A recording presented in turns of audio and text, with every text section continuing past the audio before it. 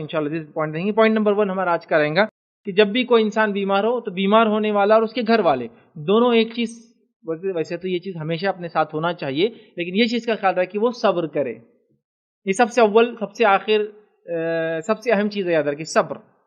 کیونکہ بے صبری، اتاولا پن انسان سے بہت زیادہ غلطیاں اور خطائیں کروا دیتا ہے. کبھی کبھار تو اس لیول تک ہوتا ہے کہ وہ تقدیر کو بھی کوسنے لگتا ہے کہ ہم کیوں بیمار ہوتے ہیں، ہمارے گھر میں بیماریاں آ رہی، ہمارے گھر کے لوگ مر جا رہے، وہ تو ہٹے کٹے کتنے لمبے لمبے جی رہے، گناہ گار ہے پھر بھی جی رہے ہم نے.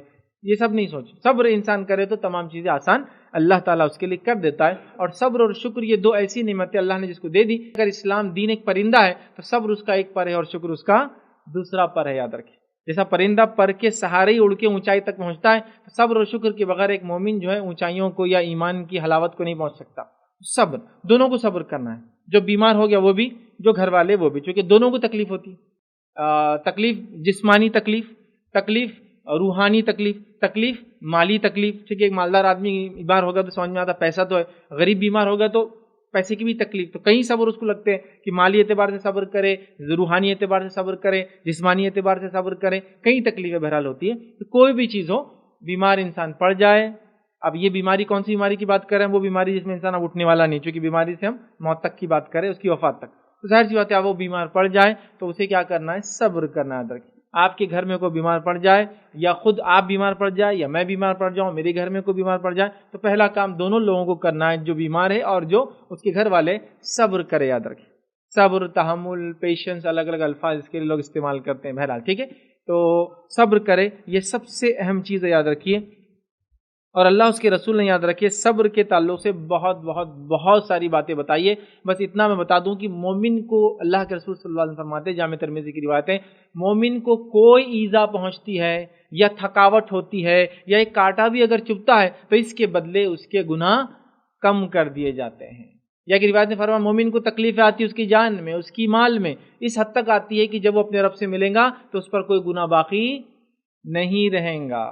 تو پتہ چلا تکلیف، بیماری، مصیبت، پریشانی، دکھ یاد رکھیے. اور یہ بیماری تو ایک پریشانی، دکھ بھی یاد رکھیے.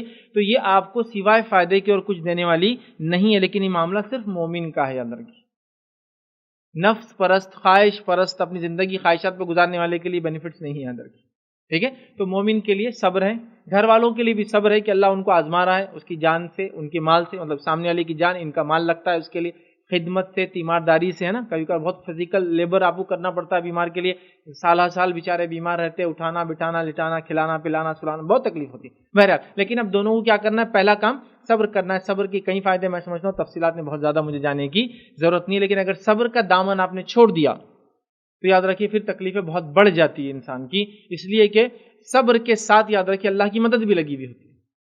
جب انسان بے صبرا، ناشکرا، جس کے صبر کے خلاف جلد بازی کرتا ہے تو اللہ کی مدد بھی نہیں آتی. اور جلد بازی کا کام یاد رکھیے شیطان کی طرف سے ہوتا ہے. مطلب یہ کہ کام کرنے سے پہلے مشورہ وغیرہ، رائے وغیرہ لینا چاہیے، لیکن کام رفتار سے کرنا یہ سنت ہے.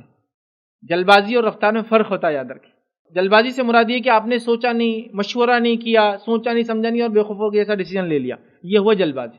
لیکن تیز کرنا، کام طے ہو گیا آپ تیزی سے کرنا، یہ سنت رہی. نبی اکرم صلی اللہ علیہ وسلم تیز چلتے تھے، کاموں کو تیز کرتے تھے، فجر کے لیے تیزی سے اٹھتے تھے. تیزی تو بہرحال ایک مومن کے مزاج میں ہونا چاہیے. ٹھیک ہے، اللہ کے رسول تو اتنا تیز چلتے کہ صحابہ فرماتے ایسا چلتے آپ جیسا کوئی پہاڑ سے آدمی اترتا ہے نا، اتنی اسپیڈ ہوتی ہے آپ کی چلنے کی. تیزی ایک الگ چیز ہے اور جلد بازی، دونوں میں بہت بڑا زمین آسمان کا فرق ہوتا ہے. تو جلد بازی سے مراد ڈیسیجن لیس کام کرنا، سوچا نہ سمجھا، بس کرنا ہے، بعد میں پھر انسان پچھتاتا. بہرحال چلیے، تو صبر یہ پہلا کام ہے بیمار کے لیے بھی، اور اس کے ورثہ جو زندہ رہیں گے بعد میں وارث بنیں گے، یا رشتہ دار یا دوست احباب یا گارڈین جو بھی ہے. بہرحال بیمار کی کیا تعلقات ہے اس کے سنبھالنے والے سے ڈیپینڈ ہے. تو دونوں اس معاملے میں صبر کرے اور اللہ سے اجر طلب کرے، اپنی تکلیف پر، دکھ پر، گھر والے پیسہ خرچ کرنے پر، پیشنٹ کو سنبھالنے پر، اس کی تکلیفیں، اس کی اذیتوں کو. کبھی ہو سکتا ہے بیچارہ پاگل ہو تو وہ آؤٹ آف مائنڈ ہو جائے، کچھ بھی کرتے ہیں، کچھ بھی بولتے ہیں. سب چیز پہ صبر، برداشت برداشت برداشت. اور کیا کچھ نہیں کرنا پڑتا، کبھی پیشاب کر دے رہا آدمی بیمار ہوگا، پیخانہ کر دے رہا، ہر چیز پہ صبر، اس کی بیماری پہ، اس کی تکلیف، اس دکھوں پر، اس کو اٹھانے بٹھانے، تمام چیزوں پہ ہر لحاظ سے. تو صبر کا دامن پکڑے رہیں گے انشاءاللہ عزیز، بہت سارے فائدے ہوں گے. اور اللہ کی مدد بھی صبر سے جڑی ہوئی ہوتی ہے، یاد رکھیں. ٹھیک ہے، لیکن ہم جس پیشنٹ کی بات کر رہے ہیں، جس مریض کے، وہ مریض مرنے والا ہے. یاد رکھیں، مطلب چونکہ ہم بیماری سے موت کی طرف جا رہے ہیں، بیماری کے بعد انسان اٹھ جاتا ہے، وہ ایک الگ کیس ہے. لیکن صبر تو تب بھی ہے، اس میں بھی صبر ہے، اللہ کی مدد آئیں گی. ایک قسم یہ ہے کہ اللہ آپ کو شفا دے دے اور آپ اچھے ہو جائے، دوسرا یہ ہے کہ انسان مر جائے. پہلا کام صبر. دوسرا کام